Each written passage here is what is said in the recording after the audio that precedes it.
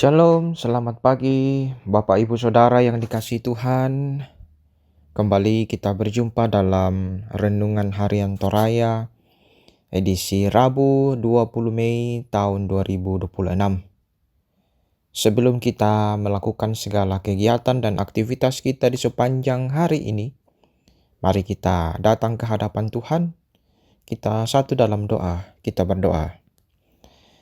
Bapa kami yang ada di dalam sorga, kami bersyukur kepadamu bahwa pagi hari ini kami boleh bangun dengan kekuatan yang datangnya daripada Tuhan.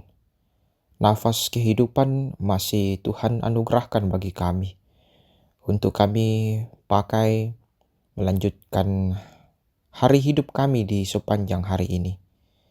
Tuhan, sebelum kami melaksanakan segala kegiatan, aktivitas, ataupun tugas dan tanggung jawab pekerjaan kami di sepanjang hari ini, kami mau datang ke hadapan hadirat-Mu memohon kekuatan-Mu, memohon tuntunan-Mu melalui firman Tuhan yang akan kami baca dan renungkan bersama. Dan kiranya firman Tuhan yang boleh diberitakan, juga boleh kami renungkan, betul-betul kami hayati di dalam seluruh kehidupan kami, khususnya ketika kami melangkahkan kaki kami untuk memulai segala kegiatan dan aktivitas kami di sepanjang hari ini. Berkati kami Tuhan, ampuni salah dan dosa kami. Dalam nama Tuhan Yesus Kristus, kami berdoa kepadamu Bapa di sorga. Amin.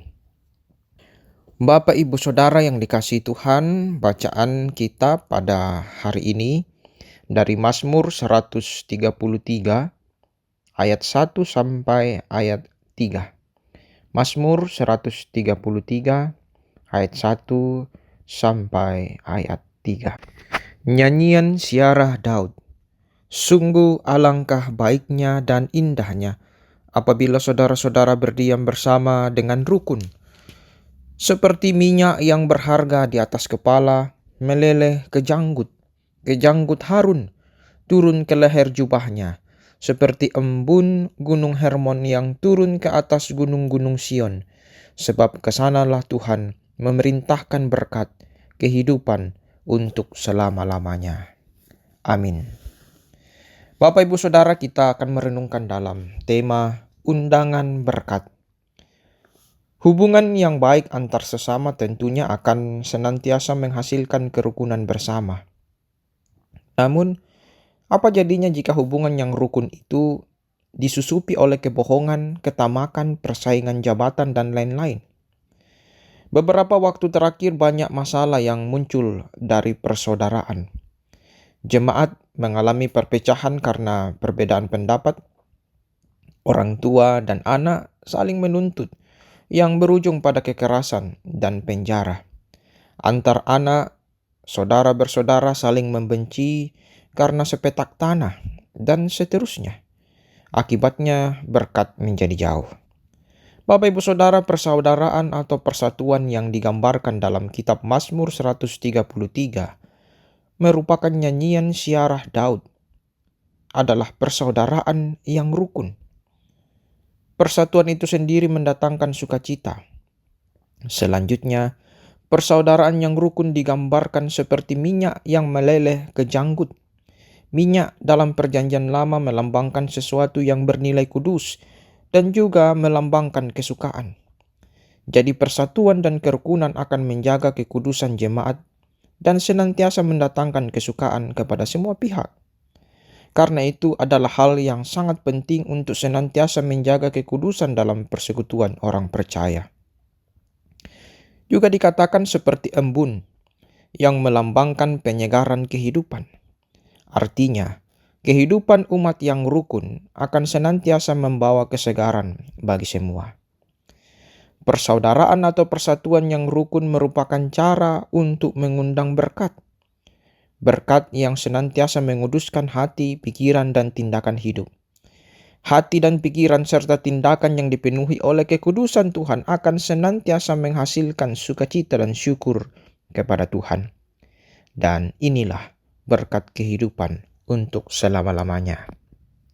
Amin. Mari kita satu dalam doa, kita berdoa. Terpujilah Engkau ya Allah atas firman-Mu yang telah Engkau perdengarkan bagi kami.